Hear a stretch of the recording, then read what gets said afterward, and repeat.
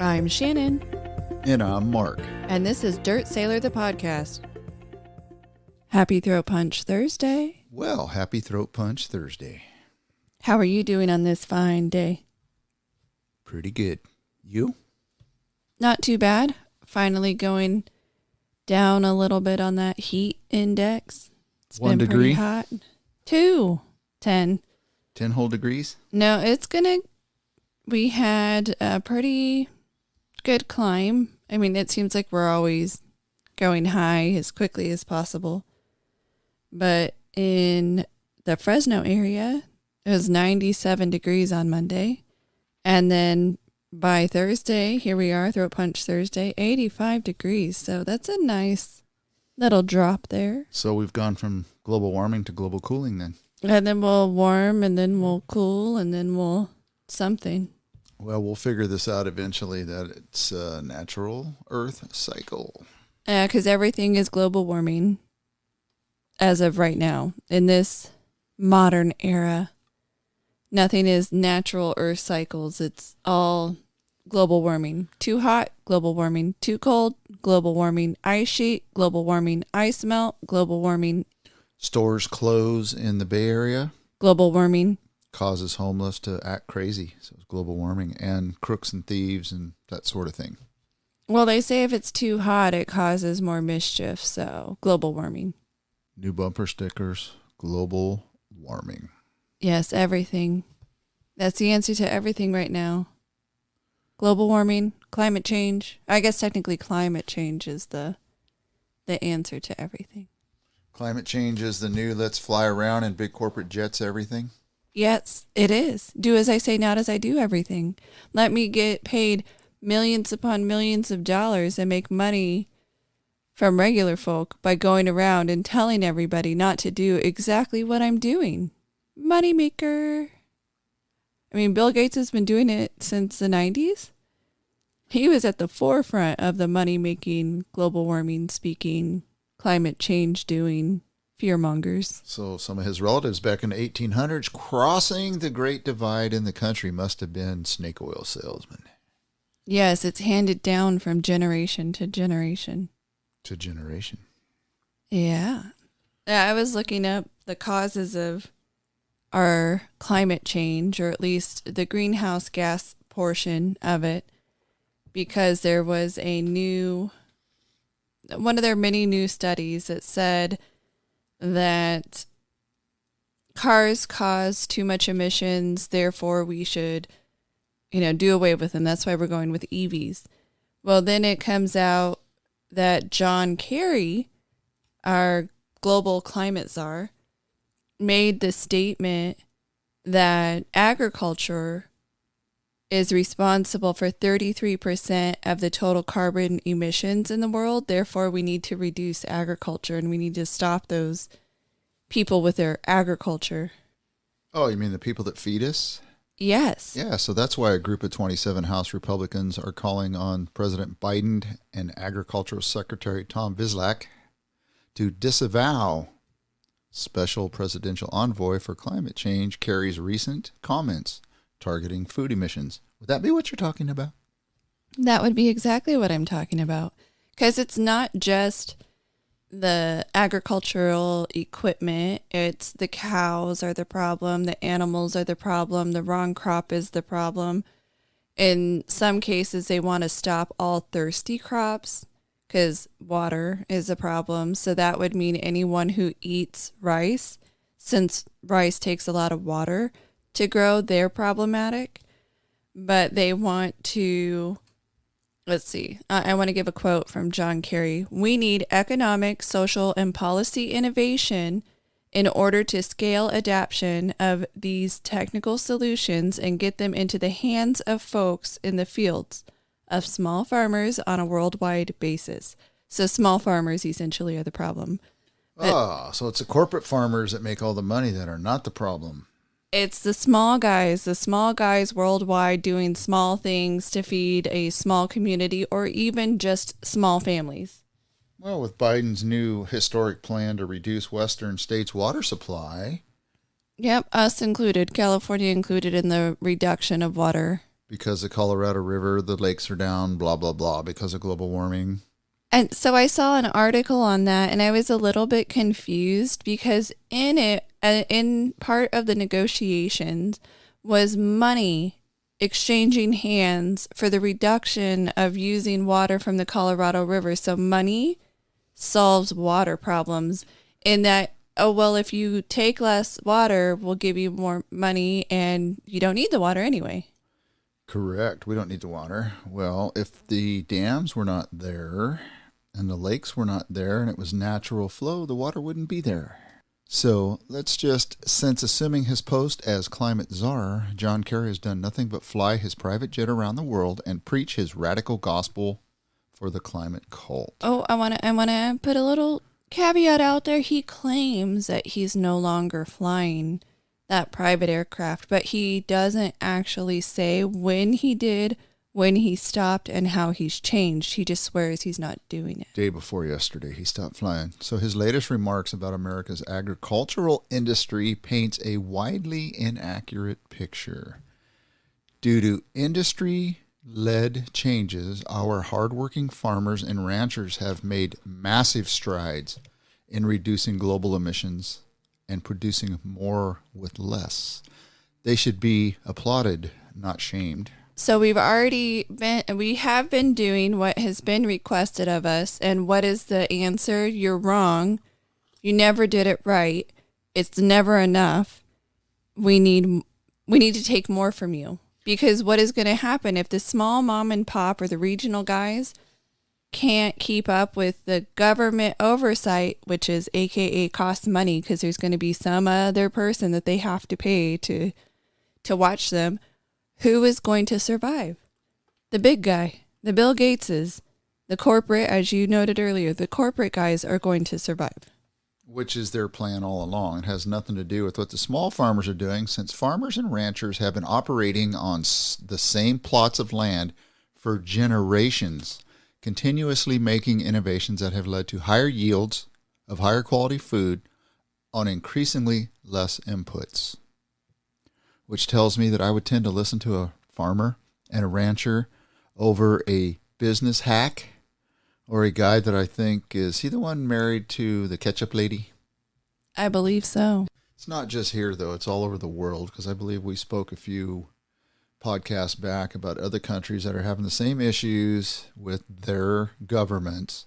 The governments that have never fed anybody, don't know how to feed anybody, and if they would get out of the way, these farmers and ranchers would do much better on their own. So it's just funny that you point out that he's married to the ketchup lady. And what do? They farm tomatoes or buy tomatoes. Do you think he married into someone who would be included in the wrongdoers? Do you think after all of these years of marriage, he's talking about this family? Nope. He's going to defend them to the hilt, just like our former VP back during Clinton. What was his name? See, it's been so long ago, I'm having the same issue remembering his name as well. But his family, Al Gore, thank you, were tobacco farmers. And then they went adamantly against tobacco because of cigarettes causing cancer, obviously because of the carcinogens that are put in them. Yet him and his family had already made their millions upon millions off of it. So what difference, like Hillary say, what difference does it make? The damage is done. The money is in their pocket, so it's irrelevant. They are part of the solution, so of course they're okay. They divested, got out of it, didn't have to worry about what it was doing to everybody else. So, hey, we invested in a new thing, which is totally cool now. And yeah, just pay us more money. We got it all, and we're going to keep getting it. You know what? If you were invested in something so wrong and you're so against it, you should give up all of the money that got you there. Yeah, what's that thing we always preach? Practice what you preach. Yeah, give up your dirty money. Yeah, run what you brung. Give up your dirty money. So we chatted last podcast, several podcasts back, about reparations. Yes, we have been talking about that. So let's start off by giving a definition of reparations. Okay, what is the definition? Well, this is the current definition of what reparations would involve. Reparations would involve a national apology, rights to the cannabis industry, financial payment, social service benefits, and land grants to every descendant of an enslaved African American and black person, a descendant of those living in the United States, including during American slavery up until the Jim Crow era. So that covers a wide range. It does, and it only talks about African American and black slaves. So any slave owned by indigenous people, any other slaves would not be included in this. That is correct. And if you go county by county, state by state with folks that are talking about reparations, that has been brought up about other groups as well. And I have to stand corrected because I did not realize that there was a law that was passed that paid reparations to Japanese people that were interned during World War II or pre-World War II and during World War II. How much were they paid? $20,000 to the living folks that were interned. Okay, so if we were to follow the same parameters, no one would be included nowadays. You are correct. So we want different rules for those, because people from that time period lost a lot. They lost everything. Yes, they lost all their property and such. So let me just give you a little handout here from our U.S. government back in the 90s, early 1990s, late 80s, early 90s. The papers, which were basically checks, were handed out one by one to elderly recipients, most frail, some in wheelchairs. To some, it may have looked like a run-of-the-mill government ceremony with the usual federal fanfare. A California congressman by the name of Norman Mineta and future Secretary of Transportation says the 1990 event was deeply symbolic. The papers were checks for $20,000 accompanied by a letter of apology for the internment of over 120,000 Japanese Americans during World War II. They were the first issued under the Civil Liberties Act of 1988, a historic law that offered monetary redress to over 80,000 people. So yes, it was only the surviving ones. And they basically had to sign a document or had to promise that that was it. Once they were paid that, they were done. They could never come back and say anything. They could never come back and say anything. The act granted each surviving internee $20,000 equivalent in compensation to $40,000 in 2021, with payments beginning in 1990. The legislation stated the government's action had been based on race prejudice, war hysteria, and a failure of political leadership. It was H.R. 442 in the 100th Congress, 1987-1988. Nancy Pelosi was a co-sponsor of that. Was she? I believe that was her first year in Congress because, as we talked about previously, she was elected in 87. And 1987. Well, it's a good bill to be a co-sponsor of. You know, diving into slavery, it's interesting how many countries have been involved. Do you think that going up and down the African coastline and trying to trade diamonds and gold and then realizing there was bigger property there, which was fellow humans, do you think it started with Europe and bringing over slaves there and then dropping them off at the West Indies and the islands and then importing them over to America? Do you think we were the inventors of that and Europe was? We were not the inventors of that, as in the United States didn't exist during that time. But the slaves have been around for many generations. And I believe, if my history serves me correct, I'm going to test you. Go ahead. Slaves was originally from the word Slavs or Slavic people who are white. The oldest known slave society was the Mesopotamian and Sumerian civilizations located in Iran and Iraq region between 6,000 to 2000 BCE. That's the oldest recorded history knowing about slaves. So we didn't invent it. So maybe we need to go all the way back there and just start from there forward. Or, like we've said multiple times, how do we fix this and where does it end? Where do you stop? With what ethnic group do you stop? Do you stop with all the thousands that were brought to America? Because believe it or not, there were, yes, thousands of white slaves that were brought to America. Many. There were many. And if you look over the history of the world and you go all throughout time, you will see slaves and you will see bad people doing bad things.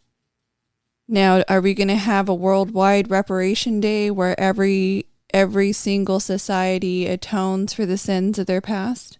Is that what it's going to take?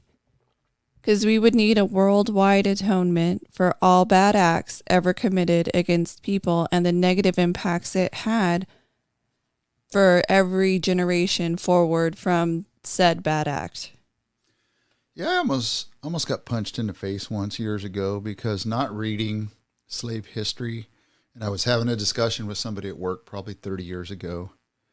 And my statement was, you realize this was not about the person or the color. I thought it was about business. For them, it was a business decision. And as I read more today, lo and behold, experts in all major universities have come to a consensus that there's probably $3 trillion in dollars that weren't realized because of the slave trade that black folks could have made had they been given the opportunity to parallel other people and build themselves up and take off into business and generational things like that. That the cotton industry pre-Civil War was a very lucrative business in America for, you know who? Southern states and Southern Democrats, unfortunately. Yes. And I just want to mention that I was talking about the word origin of the word, slave. As you noted, it predates even the word origin by going to 6,000 to 2000 BC. Yes. It would predate the actual word slave. But we've had bad people doing bad things. We've had unrealized or realized losses, unrealized gain. What would have happened if and, or, but, what if, was it Mr. Johnson, the first slave owner in the United States? I believe it was. If Mr. Johnson hadn't gone to the courts to try and get one of his individuals essentially enslaved for a lifetime, what the rule of law would have been and continue to have been. We have done many bad acts across the whole spectrum of countries. We have whole countries that don't exist anymore because of bad acts. And in fact, Israel was taken out of existence at one point because of bad acts until it brought itself back into existence. And unfortunately, there's still nation states that want to take them out again. Yes, we want people not to be allowed to exist. And in fact, Jewish folk, how many people want to stamp them out of existence? It's amazing. It's people afar and their neighbors, their next door neighbors, and people clear across the globe. Very sad state of affairs, but you know what? If everybody would just look forward through the windshield and not in the rearview mirror, we would be able to adjust and get things moving because we're a much better nation. And there's a lot of the white community and black community that need to look at themselves and say, you know what? Put on the brakes. Let's move forward. If I'll just use one of my all-time favorite basketball stars that I think is incredible is Mr. Magic Johnson. If he's able to elevate himself to where he is now, almost a billionaire, owns a portion of a baseball team, portion of a football team, portion of a hockey team, portion of a soccer team, and all his endorsements, well, that does tell you that we've come leaps and bounds 1,000 miles forward. So actually, since you've talked about how much money Magic Johnson has, something that I read this week is Jay-Z and his wife Beyonce have just bought the second most expensive property in the United States and the most expensive property in California. $200 million estate. And that's down from the nearly $300 million I believe it was offered at, but economic times going down a little bit, so they got it for $200 million. And they are both of African descent. They are both worldwide leaders. Beyonce is a well-known singer, and she's a well-known businesswoman, as Jay-Z is, he's a well-known rapper and businessman. He's worth over $1 billion. She's said to be worth at least $500 million of her own, having made even more millions doing a worldwide tour at this point that is expected to bring in $1 billion. And now I don't know if that's $1 billion for the tour or $1 billion for her. I'm guessing it's for the entire tour. Where else is this happening? Where we can say that these individuals who are amazing and have shown this great growth are also being Californians. They have a house in California. They need to be paid reparations.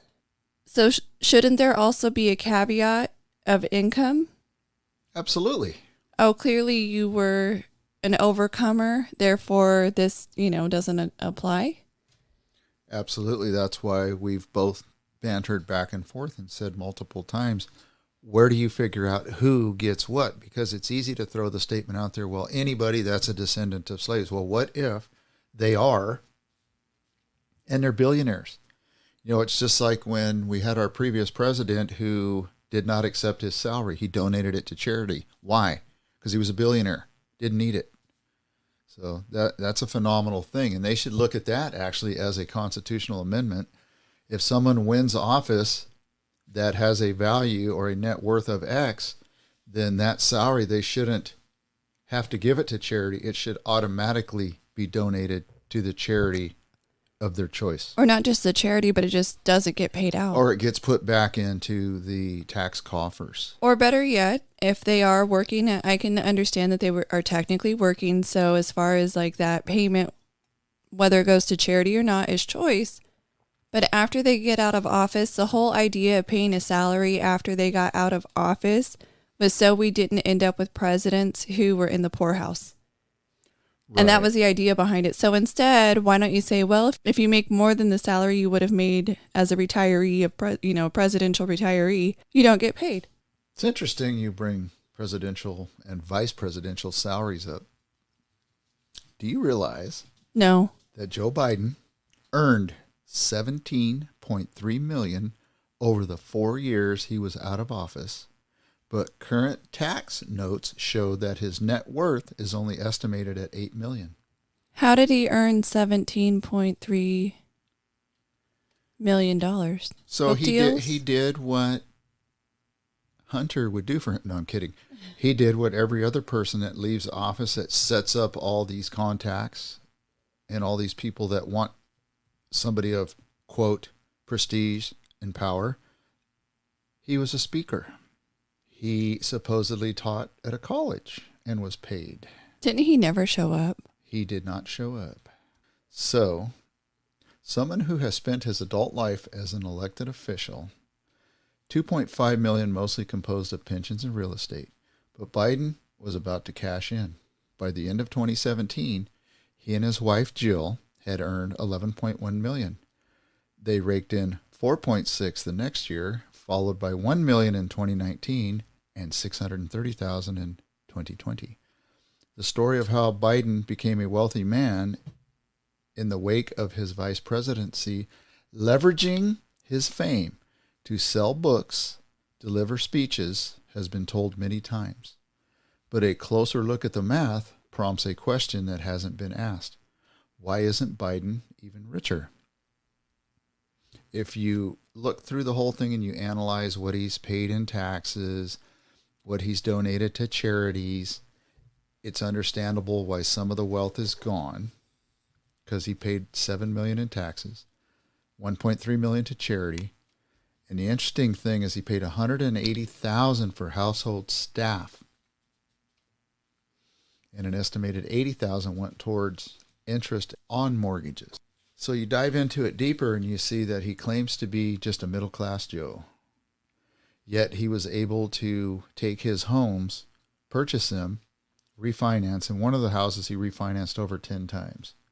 Took the money out, put his kids through college so he could send them to prestigious places.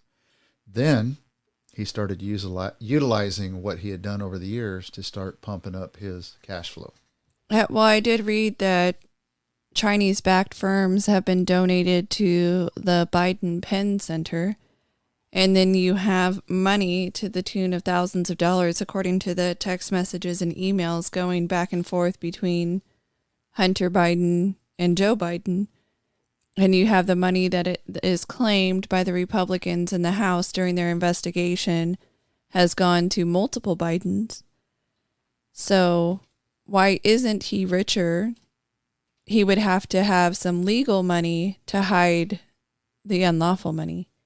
What better way to do it than to take out a mortgage? Take out mortgages. Give cash in excess to your grandkids. Yeah. There is a lot of interesting things here in this money. And like they always say, follow the money because it doesn't lie. You know, at some point in time, they'll know more than what they know, but nothing will be done. If something was going to be done about it, we wouldn't be chasing these whistleblowers who actually know the truth. They would be going after the people that are actually the problem. But it appears that they're in D.C. They've set up a system so they can protect each other, pat each other on the back, influence peddle, and then claim that it's all perfectly legal when you take a salary of a senator, 200,000, 180, 160, 220, and then by the time you get out of office, you're worth $2, $3, $4, $5, $6 million. Right. And if you look at whether or not certain decisions are made based on who's donating what, when, where, why, and how, as I noted, the Chinese money going to the Biden Penn Center, Biden vetoed a bipartisan bill protecting U.S. solar panel makers from Chinese competition. Now, if we just allowed everything from foreign countries to come in without having tariffs or equalizing the costs, we would end up with cheaper Chinese options putting American-made products out of business because they would not be able to compete.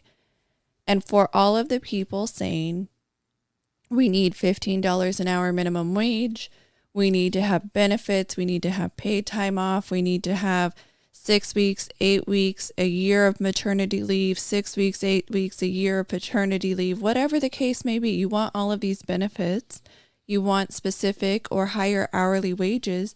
That comes with a cost, and it is seen in the cost of producing certain items, or any items really, in the United States. So when you allow cheaper foreign products that get to be made in sweatshops, that don't have the same minimum wages we're looking for, they don't have the same benefits that you want for people in the United States, you are essentially saying you're willing to put a vice grip on people in the United States that you're not willing to attach to anyone else in the world. Or you're saying you receive money from China, therefore you're going to make decisions that benefit the Chinese people well and hurt the American market. Well, I think what the original intent was with China, and a lot of the pundits and experts have said it, was to try to create another America or make them like us. Therefore, we would never be in this spot here where we could potentially go to war with them. The problem you have is you have all these leaders back in D.C. that can't leave well enough alone, and they have to manipulate and play and pad their own pockets, that eventually it spirals out of control like it's doing right now. And just like Ukraine and Russia, we're in a proxy war that we thought, and when I say we, I don't mean you and me, I mean the experts back in D.C., that we could hand them the best material we have, and Ukraine could give Russia a thumping, and it would be over quick. Well, it appears now it's spiraling out of control, and there may be a pretty good dust-up globally between Russia, China, America, and our allies. So a few things on that. So another thing we might see, just to jump back to what I said, was the possible loss of U.S. cars because China will be allowed to bring in cheaper EVs. So that's going to stop some of the competition. When Biden said he brought manufacturing back and he got all of these companies to agree to manufacture their EV cars here in the United States, and you can get up to a $7,500 credit when buying an EV car that's manufactured in the United States, it's not going to matter if he brings in that cheaper Chinese product into the United States. They still can't compete. That's why it has to be subsidized. So Correct. You also have that. Then you have the fact that it's not just a connection to Biden, as in Joe Biden with the Biden Penn Center, it's connected to Hunter Biden and specifically his business dealings. You already had Hunter Biden lobbying the Obama State Department on behalf of a Romanian oligarch, and we've seen nothing done about that. He was an unregistered foreign agent, which we talked about before. So it's not just China, it's Romania. But to go on with how it affects us and some of our worldwide dealings with what's going on in Ukraine and what might go on with Russia. So something that the United States has been doing is sending products, sending military grade supplies over to Ukraine. And that was supposed to be the ultimate help and get them to win this war against Russia. Well, what did they do? They sent already made supplies because the Ukrainians didn't have the time to wait for manufacturing on future supplies. So when we, the United States, authorized $10 billion, $4 billion, a couple $100 million here and there, we now find out that the Pentagon our little mathematical error accidentally made a $3 billion accounting error. So now that means we can send $3 billion more dollars worth of product, military grade products, to Ukraine. How do they figure this? How do they get around all of these aid packages? How did they make a $3 billion mistake? Well, what they did is in their costing analysis, they said it would cost us this much money to go buy these products and replenish our depleted supplies. Therefore, this is $3 billion worth of equipment. And then they turned around and said, or actually more than $3 billion, but they turned around and said, oh no, that wasn't what the product was worth. That wasn't that military grade worth. In fact, it was worth a lot less because those were used products. Right, replacement value versus new value. Yes. So what is going to happen? We are sending all of this money via supplies to Ukraine that we are going to have to replenish at a higher dollar level than they actually authorized to send. Because what it's going to cost us to replenish is well over the value of what they sent. I don't call it an accounting error. I call it funny math. Yes, and it's the military-industrial complex that's perfectly content with these hot wars because they know once these things start and get rolling, all they see before themselves is dollar signs. Yep, lots of dollar signs on that data manipulation. And they don't see the human cost because they don't care. It's irrelevant to them. Just like testing with new mRNA drugs. It's interesting. I heard a comedian make a comment the last couple of days that COVID had to be invented in a lab somewhere other than China. Then China stole it, and then they copied it like they do with all other material. That's why it was able to last so long, and they were able to send it to every country in the world. Their reverse engineering process? Yes. Well, what's funny is the one I heard this week was every drug recalled by the FDA was approved by the FDA. Ooh, go figure. So now we're going to take, before we bounce back to the military-industrial complex, I just saw an article that we're going to take this new mRNA technology and we're going to make flu shots with it. Because it worked so well the first time. And the major concern is if you get the shot in the shoulder and it stays localized in the shoulder, you're just going to feel pain. Problem is the mRNA dives in there and there's a lot of science to it, how it sees what's going on in your body. It mimics cells. It mimics what's going on. But that could travel, like, say, to your heart. And then it goes into a cell and it does its thing. And then what happens? Myocarditis, things like that. There's more science to it, but I think we need to put the brakes on, put the skidders on this stuff, and do one of these long-term 20-year studies with this stuff before we do a 6-month study and say, oh, it's safe to release. We just did a 2.5-year study to show that we have problems and we don't know what we don't know. So let's put the brakes on it. Correct, because there's still excess deaths across the world. There's still adverse effects happening there, count them, 1, 2, 3. There's all kinds of things happening and taking place, and we're not done with this stuff yet. Yeah. One of the things I came across from people I personally know, they are getting COVID. 2 individuals, in fact, that I personally know have previously had COVID, never got the shot, haven't been vaccinated against COVID. They got COVID again, which is not a surprise. We've been hearing about people getting it multiple times. But from the onset of symptoms and the testing, because they realized they were sick, to the time that they tested negative was mere days. So I would say us letting this run its course is really beneficial. Might have been the better option all along. Yes. That's why now we can call it coldvid. Common coldvid. Yes, because all the symptoms but 2 mirror the common cold and flu. So, reading a report from Durham. Thank you. So, after listening to Durham and reading the Durham report, I've read parts of it. Then we have somebody talking to Hillary over the weekend. And she's talking about our president and his age, his cognitive reasoning and abilities, and whether it should be a concern. And she makes a statement, absolutely it should be a concern to Americans. That's their right to know. However, we still need to get behind him and make sure that he gets reelected. Yeah, it doesn't matter if he's in cognitive decline. We as Democrats just need to support whatever Democrat we're told to support. Even if it is mind-blowing, whether they are Democrat or Republican or independent or whomever, can be so fragile, so inept.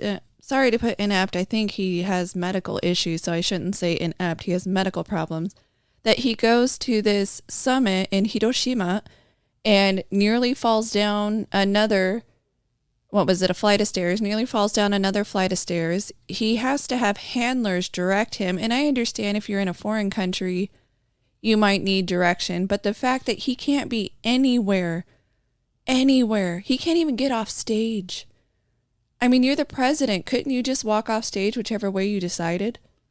So just act commanding and walk off the stage. He always acts like he has no idea where he's at every single time. He ends a speech and then he's walking towards one side and pointing and walking towards another side. He has no idea where he's supposed to go.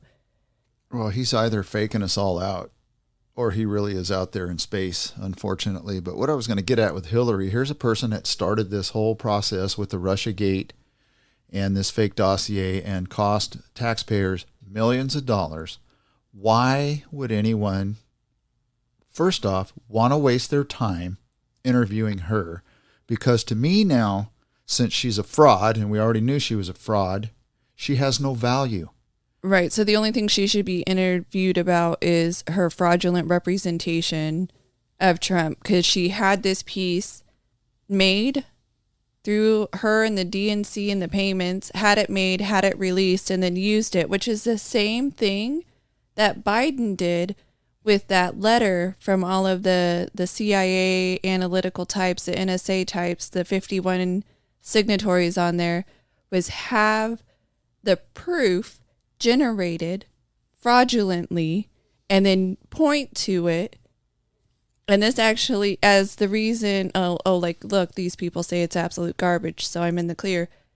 This is the same thing that Nancy Pelosi actually went on record during one of her House of Representative weekly meetings, was that they give some information over to the news people run a story, and then they turn around and say, but you said it, so it must be true.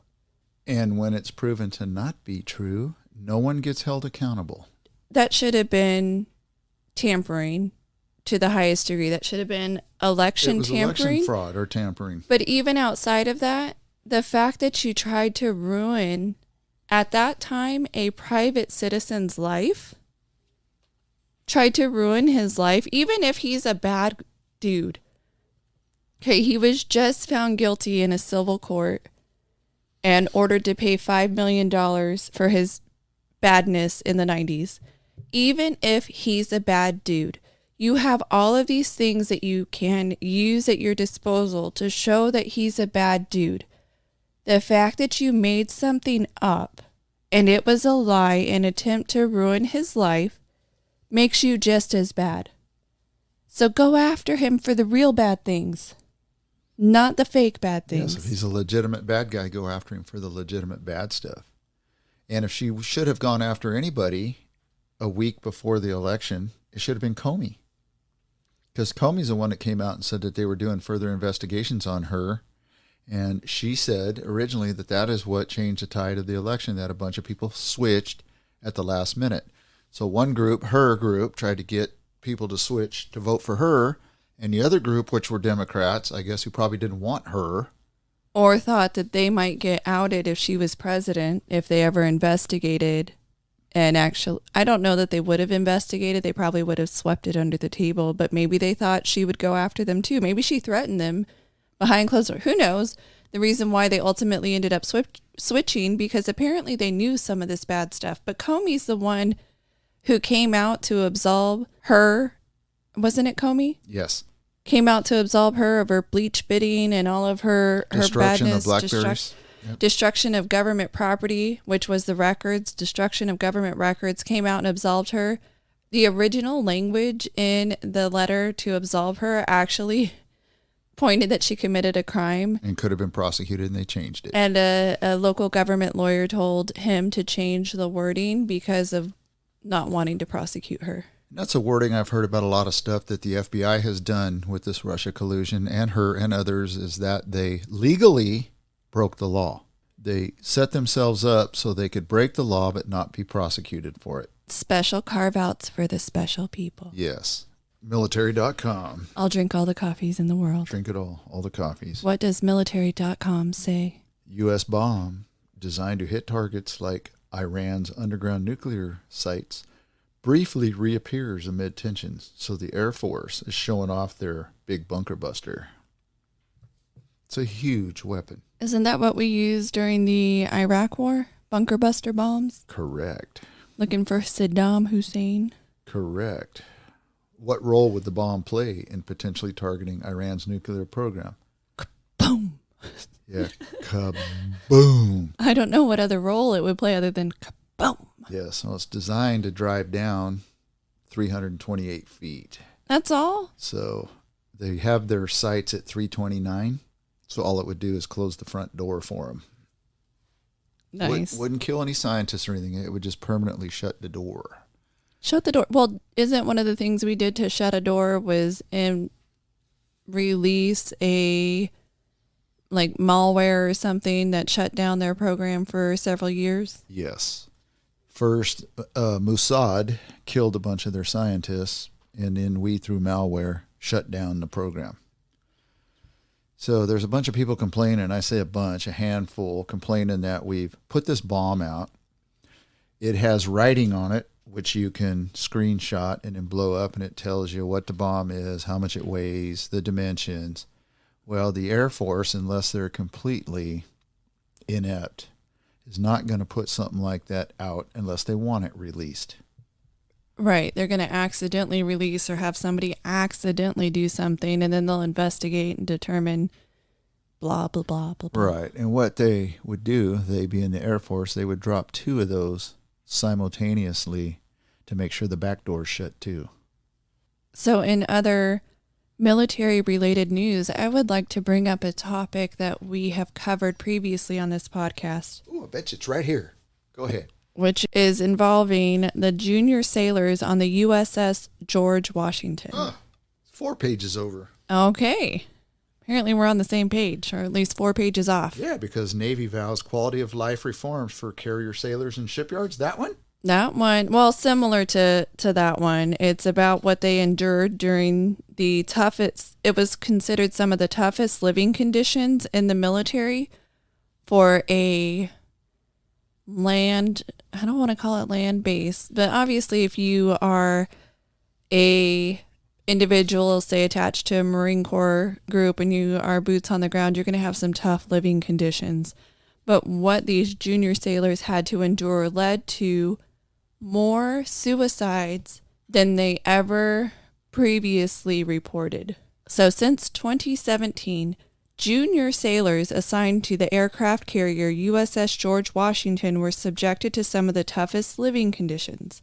Sailors assigned to the carrier over its almost 6-year-long maintenance period at the Newport News shipbuilding site experienced poor living conditions, up to 3-hour commutes. So that's not a part of your work day, so that's a part of your sleep day. So 3-hour commutes, isolation from their families and peers as a part of life on the shipyard. And the complaints about life as a George Washington sailor, which was exacerbated by the COVID-19 pandemic, fell on deaf ears with Navy leadership. I believe at one point, who was it? The chief petty officer of the Navy kind of did a shut up and put up, everybody has a hard life. And what I said, as people who are boots on the ground, they have it tougher, therefore just shut up and put up. That was one of his initial statements about it.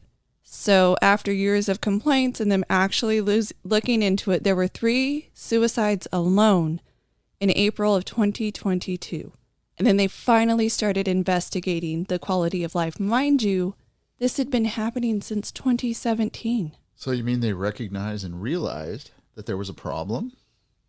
They had a higher than average rate of first tour sailors who spent their first 4 years in the Navy working in the shipyard. Higher than average.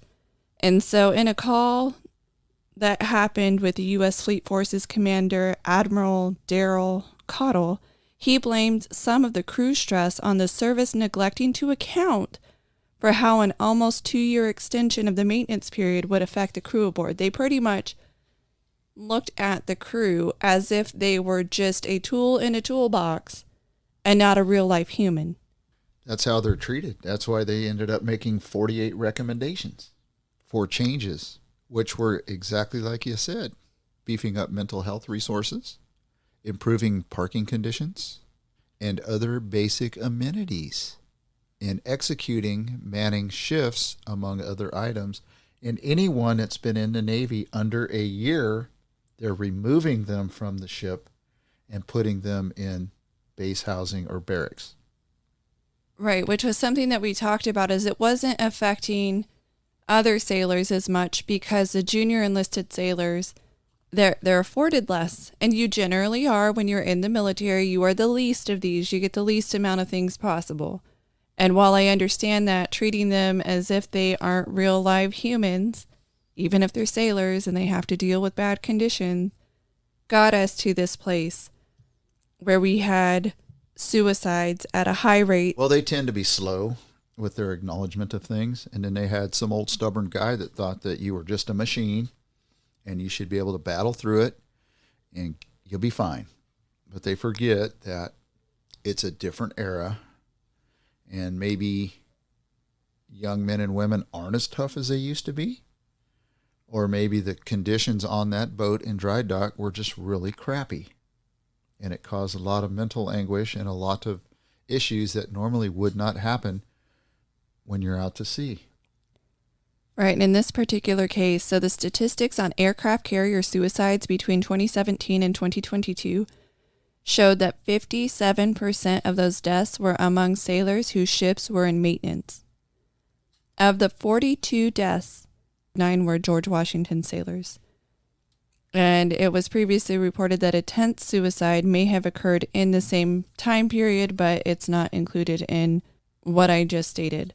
So with 2017, there was one, 2018, there was one, 2019, there was one, 2020, there was two, 2021, there was one, and in 2022, just through April alone, there were 3. Way too many. Way too many. And it just shows you telling people to shut up and put up doesn't help. It's not the answer. I mean, you don't have to be complaining about everything, but sometimes a complaint is warranted. I know there was, when I was in, not boot camp side, but I got stuck on hold at boot camp, or on boot camp side, because there was first my surgery, but then there was a hurricane that hit Pensacola, Florida, that stopped anyone going down to Pensacola from going.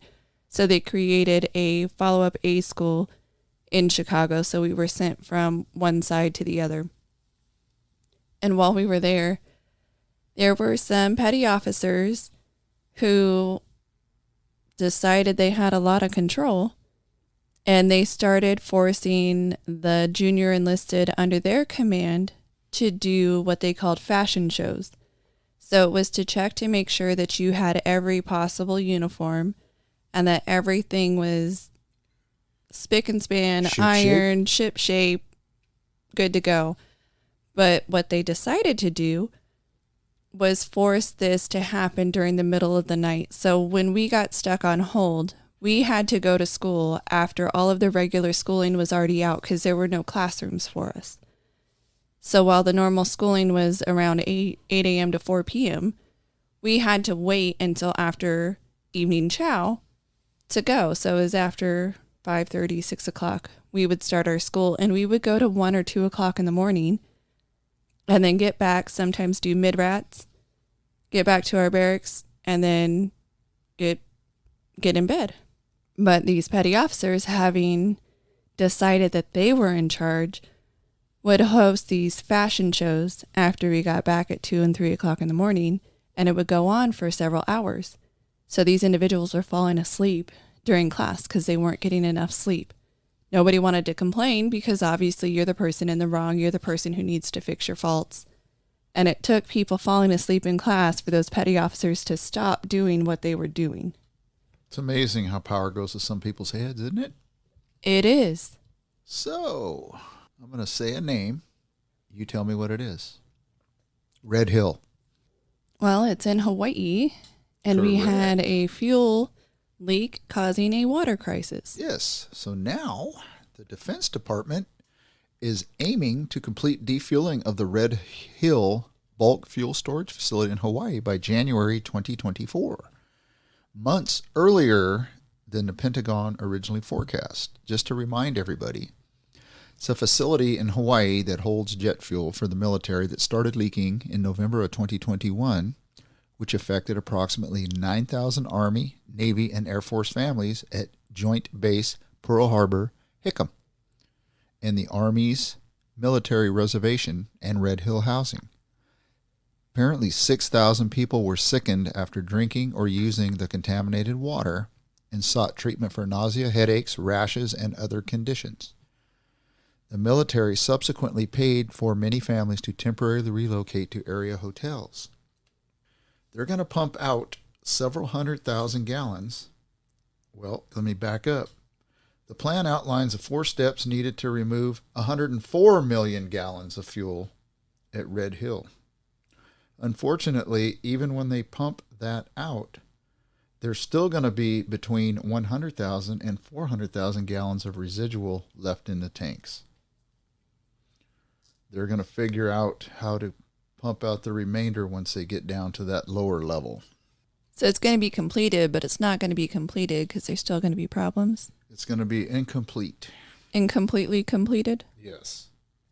And by the way, the Master Chief Petty Officer of the Navy, as I had stated earlier, did say that what you're not doing is sleeping in a foxhole like a Marine, and they needed to manage their expectation. And the downside of some of this stuff that you have to go through logistically will drive you crazy. But, oh well. So, any career position that you've had throughout your life, have you ever been overpaid by payroll? I've been told that I was overpaid, and then I had to prove that I wasn't. Yeah, so the DOD has now paused debt collection for retirees overpaid due to a Navy error. I did hear about some of the Navy personnel who were overpaid or told that they were retirement eligible, that the government miscalculated the date that they were retirement eligible, so they shouldn't have been receiving retirement pay because they should have still been working. Well, one captain who was a pilot, Mark Bailey, retired in 2021 after 30 years in the Navy, and he soon realized that something was off on his retirement pay, that it was too high. So the pilot sent a letter to the Defense Finance Accounting Service, which oversees all of the military's active duty and retired pay. They explained to him that it was correct.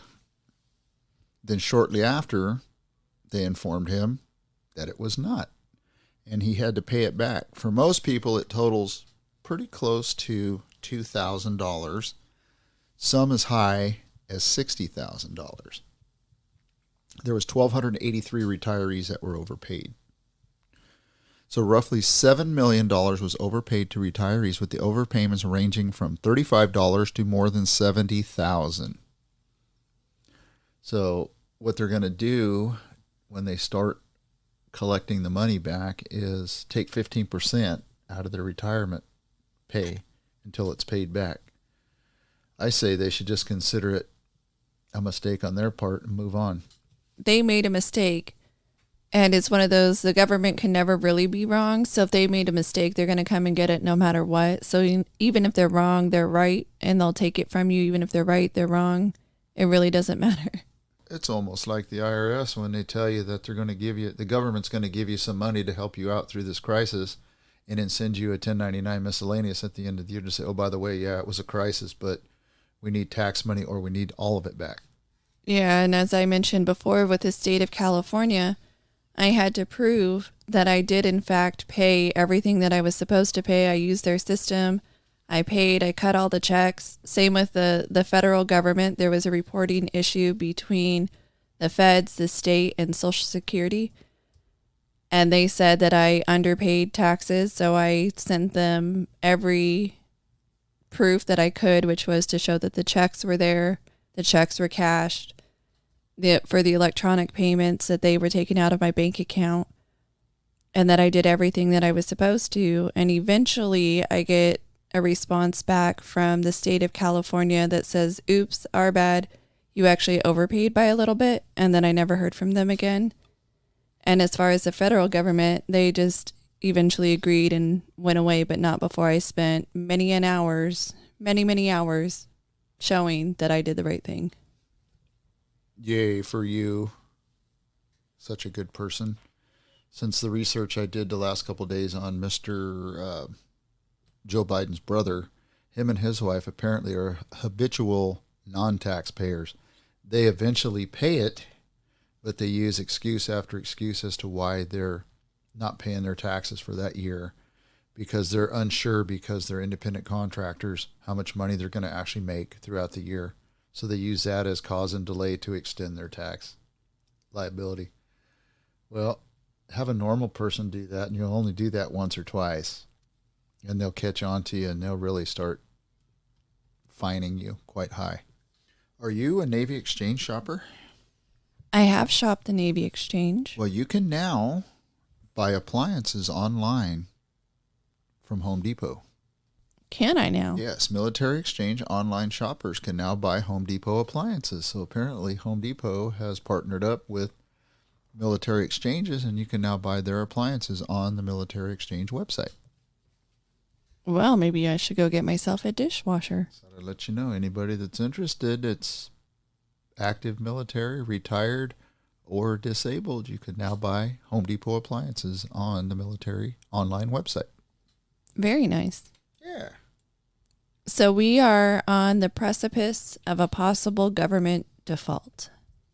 Again? Again. We've been downgraded before in our rating because this isn't the first time that it's happened. How do you default when you print your own money? I don't know. Well, they have a money printing ceiling limit, apparently, how much debt we can get in.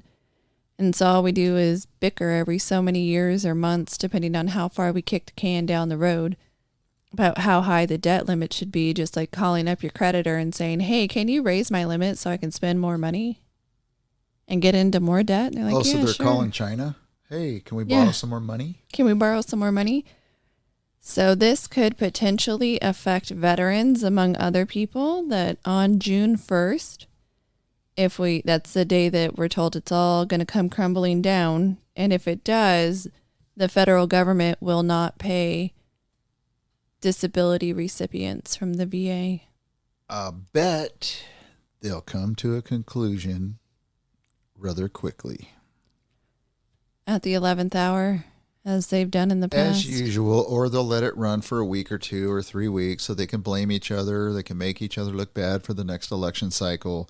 And then they'll say, oh, look, magically, Biden was on vacation at his home in Delaware, his beach home, and they sent him the electronic pen, and he signed it, and it's done. Didn't they do that when he was on an island vacation? He signed stuff. They brought it to him. Yes, they did. Brought him the contract, the electronic pen. No greenhouse emissions were produced during the flying of this jet. Speaking of a couple of other of our representatives, though, so Dianne Feinstein is back in the Senate. Is she? Well, I mean, a shell of her is. She's being wheeled around. She seems to have an eye condition, still doesn't seem to know who she is, really. And so even though she's announced her plan to retire at the end of 2024, she's using a wheelchair. The left side of her face is frozen with one eye nearly shut. She seems disoriented. That's how she's being described. As an aide steered her through the Senate corridors, and she was complaining audibly, apparently, that something was stuck in her eye. But she has been taken to the floor for votes. And it is apparently something having to do with the shingles that spread to her face, her neck, causing vision and imbalance impairments. She has facial paralysis known as Ramsay-Hunt syndrome. And she has, and now I guess they said she has a reported case of encephalitis due to a complication of shingles. That's kind of like watching John Fetterman try to give a speech as well. They will put these props up there and they will work them like, what are those called? Marionette puppets, just for the votes. Yes, because a reporter asked her, how have you felt about your return? Feinstein's response, no, I haven't been gone. You should follow I haven't been gone. I've been working. Reporter, working from home is what you're saying?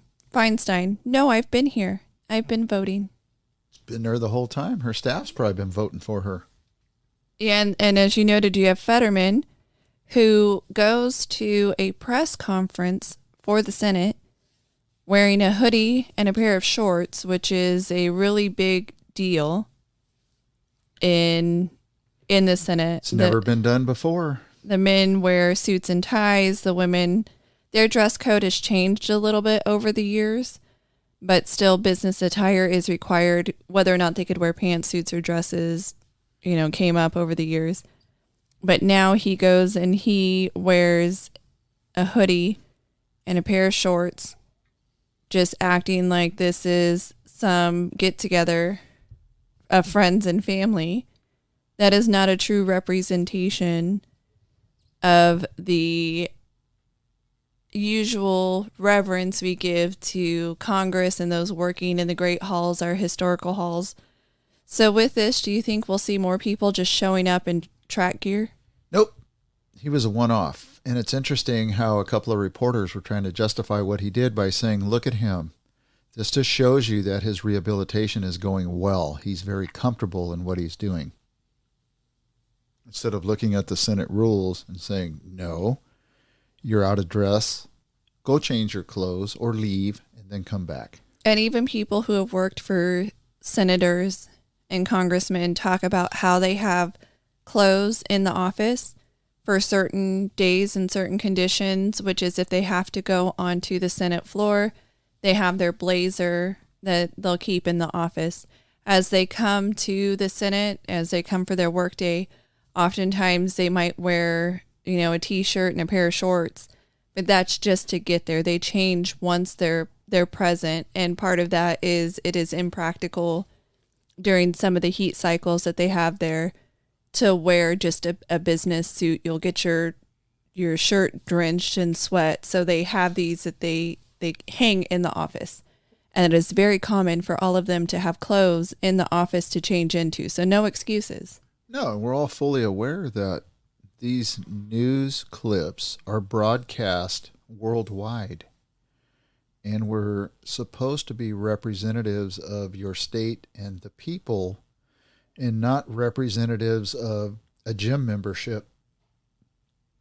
So that just shows you that we're just way out of whack here.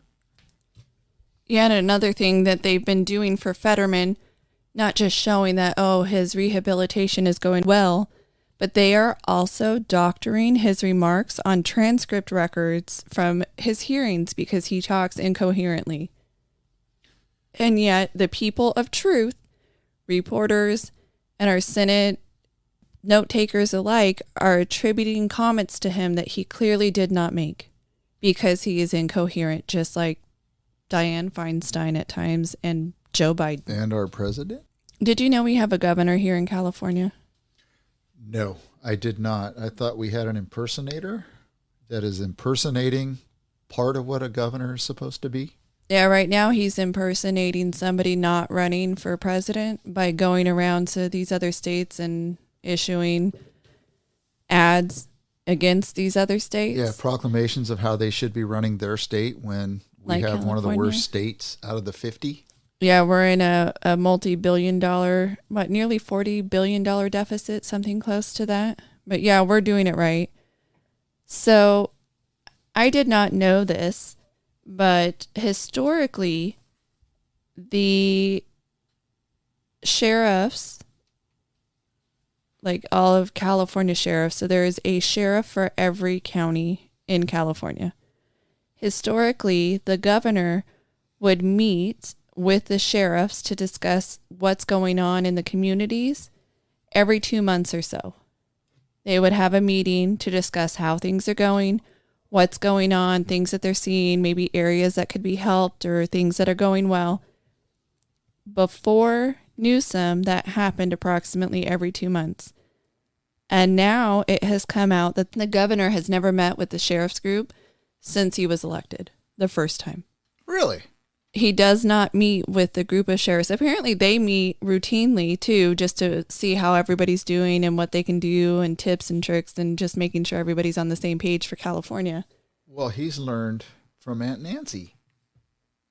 So this is something that we've talked about where he has issued his proclamations on how we could do better for homeless crisis and how we can do better for policing and how we can do better in jails. And he's even talked about shutting down prisons to save money. But what he's not doing is meeting with the boots on the ground that wholly understand this. So he just has this mythical, fantastical, works in a classroom idea. Everything works in theory for him. And he's not meeting with the people that would have the practical application. Well, and it's very important that he should meet with the sheriffs too, because they are elected as well. They're not appointed. But I didn't vote for him, nor would I vote for him for president. I wouldn't vote for him for any elected position, because you can see through the smoke and mirrors what he really is all about. Money and hair gel? Hair gel and money. No, he didn't like to follow his own proclamations, so why would I want to follow him? Why would I want to really, support that? At this age, not wanting to follow very many of them because they're proving to be not trustworthy. We're supposed to be a representative republic where we elect people of, what's that phrase the Democrats use all the time? People of gravitas, professional, knowledgeable, able to actually analyze a bad situation and help through his leadership correct it. But these folks don't appear to be able to do that. They just want to get to those positions of power, make the money, have the prestige, and when it's over with, they walk away, give a few speeches, teach at a college that you never show up to, and just bankroll millions of dollars. 100%. So do you remember the Summer of Love? And I don't mean the one in 69, but a couple of years ago, we had a representative in Washington tell us the riots and the burning down of areas was a summer of love of sorts. Never mind that in Washington, they ended up with Chaz or Chop. So we had a representative of New York who attacked the credentials of a reporter, and this particular congressman attempted to downplay the level of violence at the protests and riots of 2020. During Julio Rosa's testimony at the House Homeland Security Subcommittee on Oversight, Investigations, and Accountability, the reporter was an on-the-ground reporter and covered the violent protests and riots in major cities such as Portland, Minneapolis, and New York City, and he did so for months. So the representative from New York, Representative Goldman, accused the reporter of attempting to gaslight the committee on left-wing violence and claimed that Antifa does not exist. As if Antifa, which Mr. Rojas, apparently the expert now in organized expert activity, has overruled the FBI director who says there's a headline, Antifa is an ideology and not an organization. And then he went on to rant, no, let's not listen to the FBI director. Let's listen to, oh, I'm sorry, what's your title? And so he was just being so rude to this particular individual, this news reporter. But the Antifa is not an organized group. It's just an idea, that thing that the FBI director said. He's since walked that back. He has walked that back and said that his statement of it's an ideology and not an organized group has since been corrected.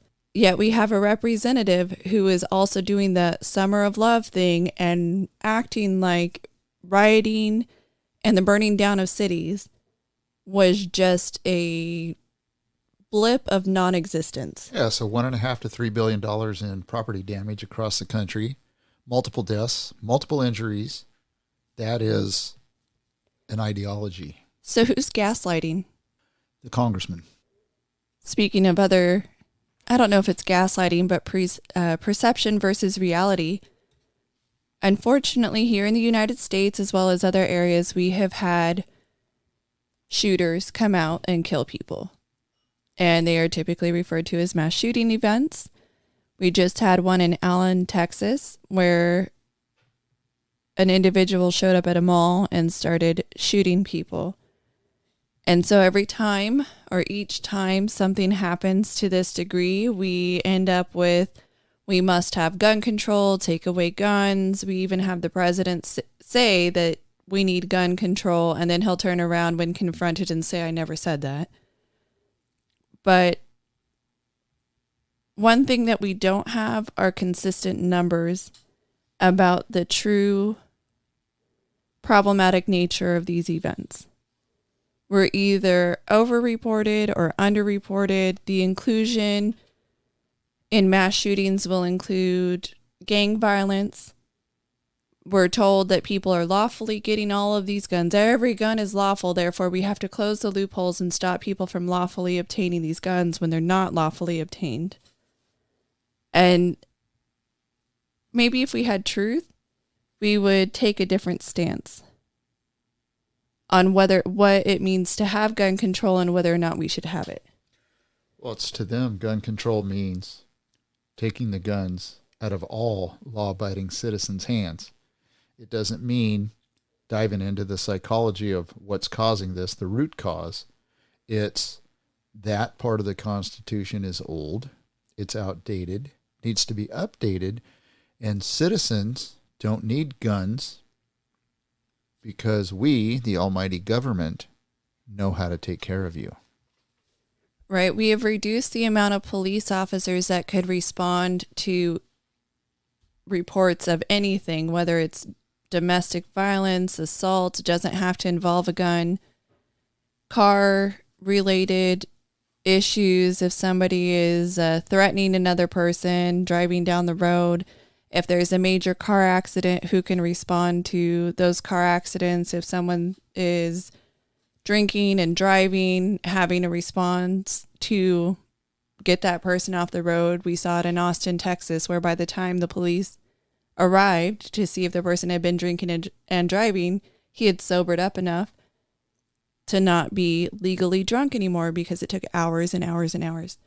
So do you want to have any ability to save yourself taken away from you, be labeled a criminal by having the ability to save yourself, and you want to rely on somebody being able to get to you in an instant?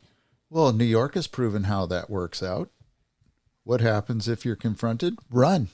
Run the other way. And if you can't run, you still should have ran. Yes. And even if you get shot or you get stabbed or you get choked, run. Any assault that happens on you, it is still your responsibility to be able to get away. And there was just recently another a case, unfortunately it was in Tennessee, so it's a red state. You can't say that all red states are perfect.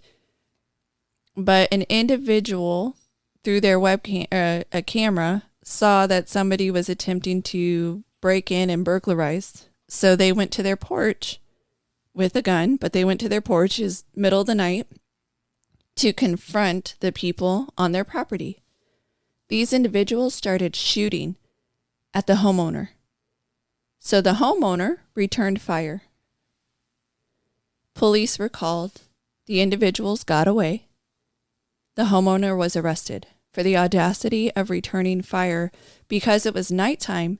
He clearly didn't have a good enough line of sight to shoot back. Is this the same town, same state where the husband and wife defended themselves, the lawyer? I believe that was Missouri. Oh, that was in Missouri. And Tennessee. This is in Tennessee. And they ultimately pled guilty. Wouldn't happen. Yeah, you cannot stand your ground in some of these places. Or shoot back if you're being shot at. You just have to take the bullets. We need to just have a fire extinguisher full of habanero sauce. Just squirt them in the face. Right. A nice version of your own pepper spray. Nice version of my own Taco Tuesday pepper spray. Yeah, so Target came out and said that they are seeing violent incidences in their stores and it's costing millions of dollars. So what does that mean for you? The price of your product's going to go up. Some locations are going to get shut down. Yes, I was going to say the convenience of having a store near you may end up closing. So the theft of merchandise has, according to their estimates, has taken profits by about $500 million. So they've lost about $500 million in profits because of the theft. And what does this mean overall? Well, I think about how our governor and other governors are saying that retail theft and other theft is not really a problem and it's only people trying to take care of themselves or whatever the excuse they give for even organized retail theft, but any theft. In California, we actually elevated how much money you can steal before they'll even go after you. And so you have just one corporation, just one, saying across the United States, $500 million in theft. You have Walmart closing down in Portland because of problems. You have other locations shuttering. I believe it's CVS in San Francisco shuttering because of retail thefts, and other companies shutting their doors because of retail theft and the fact that they can't keep taking these astronomical losses. They won't stay in business. But what we're told by our governor and others is that there's not a crime problem and things have gotten better. No, it's a CEO problem because you're taken away from their ultimate bonuses in their retirement plan. So they have to close those businesses down so they can put that money back in their pocket. No, I'm just kidding. I actually heard a judge make a statement in one of the communities that he was not going to allow that business to close because it would be detrimental to the people in that small community. Who does she or he think they are to dictate to a company that's losing hundreds of millions of dollars that they can't scuttle one of their offices or one of their businesses to put themselves back in the black. And you have employees getting assaulted. So what are you saying, that people just need to get assaulted and shut up about it? Yeah, they must stay in business. They need to run. So we've talked about homelessness on the show before and what it would take to solve homelessness. We figured it out. What is it? Well, there is no more homelessness, so I don't have to repeat what we've said multiple times. We've solved it. There is no more homelessness. Well, according to some California mayors, they say they need $2 billion a year, and that will solve the homeless crisis. It's always about the money, isn't it? It is. If we can have billions. I mean, we have a $31.5 billion deficit. I think I said it was close to 40. As of now, it's $31.5 billion. But if we give $2 billion more, we can solve the homeless crisis. So, homeless crisis in Fresno is pretty big. So do you think if we took a big building downtown, like an old hotel, and we made story 3 through 30 homes, and then we did 1 and 2, floors 1 and 2 as the rehabilitation center, and it was mandatory that if the homeless stayed in those homes, they would have to go through some form of rehabilitation on floor 1 and 2, how many of them do you think would stay? None. Most of them don't want the help. Now, there will be some, okay, I shouldn't say none. There will be some who will, because they do want help. They do want change, and they want to address their mental health issues. They want to address their drug problems. They want to address it. But the vast majority don't want to stay in these locations and get sober. And they have said as much. Now, should we have a government requirement for it? Maybe. So forced institutionalization? Which is illegal, but... So if we're going to rewrite the law for reparations here in California?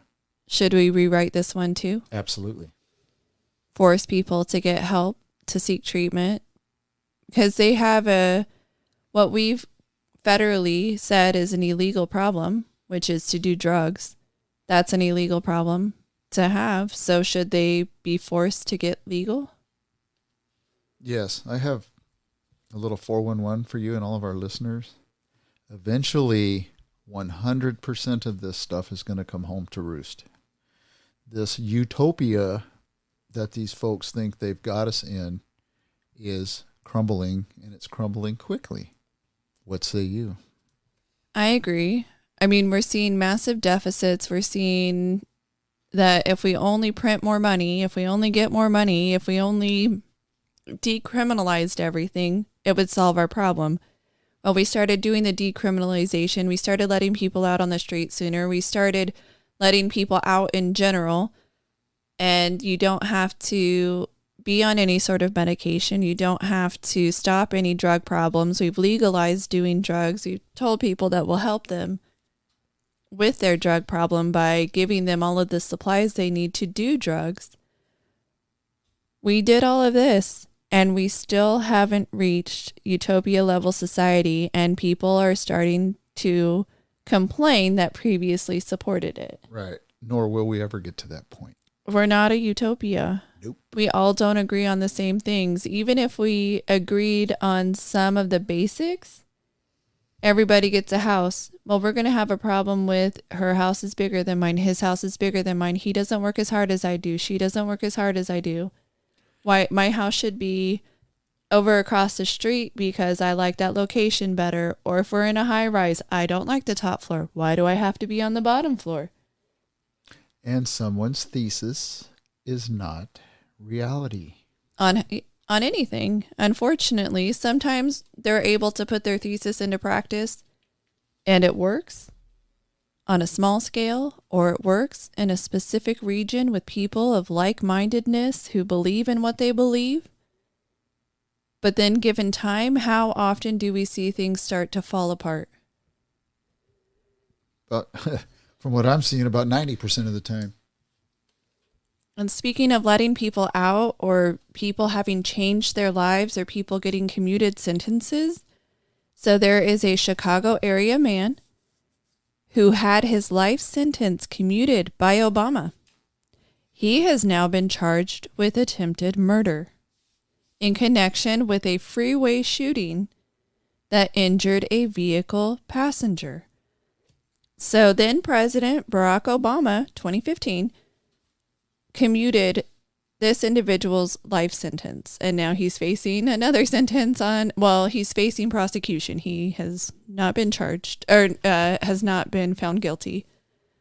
But he is facing 3 counts of attempted murder after someone in a vehicle shot at another car on Interstate 57 in Illinois. I wonder if it was a legal gun. But investigators say troopers responded to the scene and found a victim struck by gunfire in the back seat, and that person was taken to the hospital. Mills, the individual in question, was serving a life sentence when Obama commuted the prison term as part of a clemency initiative for nonviolent, low-level offenders arrested during the height of the war on drugs, and he was arrested in 1993 on federal drug charges. The felony conviction was his 3rd strike. So he was released in 2016 after 22 years in prison, and he worked as a mechanic for the Chicago Transit Authority. Wasn't the war on drugs a Biden thing? He helped to put more people in prison? Yes. Part of his legislation, or he was a co-author, co-sponsor. But I will say that the article makes it unclear whether he is the one that shot the other individual or he was in the car with somebody. In the car when that happened. Because sometimes if you're in the car during the commission of a felony, you could also be charged. Guilt by association? Yes. So it will be interesting to see where this goes. Because this person who had been out of prison for approximately 7 years seemingly had a good job, mechanic for Chicago Transit Authority. What ultimately happens? Is it guilt by association? Or is it truly that he fell back into a different lifestyle? Right. And he could have just been out to dinner, out having drinks with some former friends and got mixed up into something that he really didn't want any part of. So I'm not sure if you saw the video going around, but there was a pregnant woman, approximately 6 months pregnant, who was called a Karen for stealing the bike of a young African-American man. Did not. Made the rounds. This video made the rounds of her. She appears to be trying to just pull away on the bicycle, and the young man has grabbed a hold of the bicycle so she can't leave. The posting of the video, it is claimed that the young man rented the bicycle along with some friends, and she was stealing the bike that he had rented. And so he was stopping her from being able to take this stolen bike. So there's video of her trying to leave. She's screaming for help. And then ultimately she says something to the effect of, "You're injuring my fetus, my unborn baby." And then she starts to cry when she can't leave. And so people were calling her a Karen, using her white woman tears against a black man. So I guess she has now obtained a lawyer and the lawyer is going after the news and other organizations that branded her a racist for what she did and saying that it was not true. And as a private citizen, that it would be defamation against her. So I guess she has receipts from the bike company, because it's a rent-a-bike, from the bike company showing that she rented a bike and that it was returned after about a minute or so. And then she rented another bike, which ultimately she rode from one location to the other successfully. But in the video, I guess while they're filming, you can see the bike number. And so it is claimed, has a receipt that shows that she rented that bike number. So somebody's going to get in trouble. Yes. So I guess this prominent civil rights attorney posted this video and basically that attacked her. She has been placed on leave from her job. She works at a hospital, and what is she, like a physician's assistant? And so the hospital placed her on leave for being a racist Karen. And Ben Crump, who is this I know that name, civil rights attorney, has actually deleted the tweet that went viral. that outed her as the racist Karen. Didn't realize he would do that.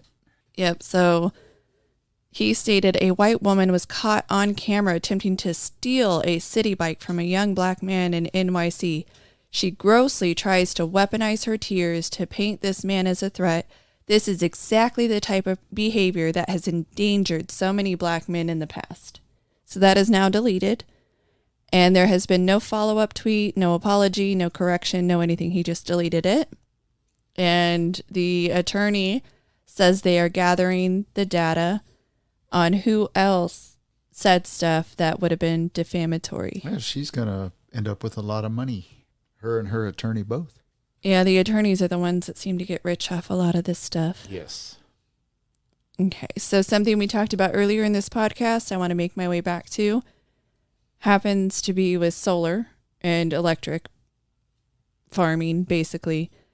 So something that individuals may notice while they are driving the I-10 or going up and around to Las Vegas or into Nevada is the solar farms, the sea of solar farms that have now been planted in the desert. And as you drive out in the Mojave Desert, you'll notice that there are many panels out in our desert, and this is our way forward. This is something that we've been told is the future of getting clean electric to the people. So one of the projects, the Riverside East Solar Energy Zone, which is considered the ground zero for California's solar energy boom, is 150,000 acres. Well, that's a small farm. And it is 10 times the size of Manhattan, just to give you some size. So Manhattan's 15,000 acres, and this is 150,000 acres. So the U.S. goal, the Biden administration hopes to reach 45% of this green energy by 2050. Right now, solar makes up about 3% of the U.S. electricity supply. And this one farm, 150,000 acres, is just one farm. And we're only at 3%. So do you think in the next 17 years, we can take up enough 150,000 acre zones to supply the United States? Not probable. And then you have the other problems of it. We already have issues with endangered species. Yeah, it eviscerates birds when they fly over. They get incinerated. We have a bird problem. We have wild turtles. Yes, we definitely have a tortoise problem too. So a tortoise problem, they have people who are hired specifically to help these tortoises out. But imagine if we already have a problem and we already have an endangered species problem, how many more animals have to die? Whatever it takes to get the job done. If that means that all them things go extinct, just like the woolly mammoth, we'll just find them, we'll DNA them, and we'll recreate them. Man, 150,000 acres, that is a big solar farm. Right, and that's just the one. And so residents who live in the local area also claim that the solar plants use excessive water, and they've had 2 local wells dry up because of the water usage at these areas. And you're talking the desert, so you already have a water issue, and now you just added to it. And so you're taking from people to give to companies and taking over land and injuring animals and injuring habitats. I thought we cared about those things. Well, we do, and that just plays right into our president's new policy that he's just agreed with these Western states to slow down water consumption. How's he going to reconcile that when these solar farms are going to end up using more water than what they're trying to get people to stop using? Or are we going to start importing all of our food from other countries? I guess we can import rice from other countries when, we're a net supplier of wheat and rice to other countries. Amazing how this is all going to work out. Yeah, they create the problem. They say there's the solution. This has been a podcast produced and edited by the Dirt Sailor duo. Mark and Shannon are a father-daughter team who both served in the United States Navy. This production is protected by copyright laws. Until next time, anchors away.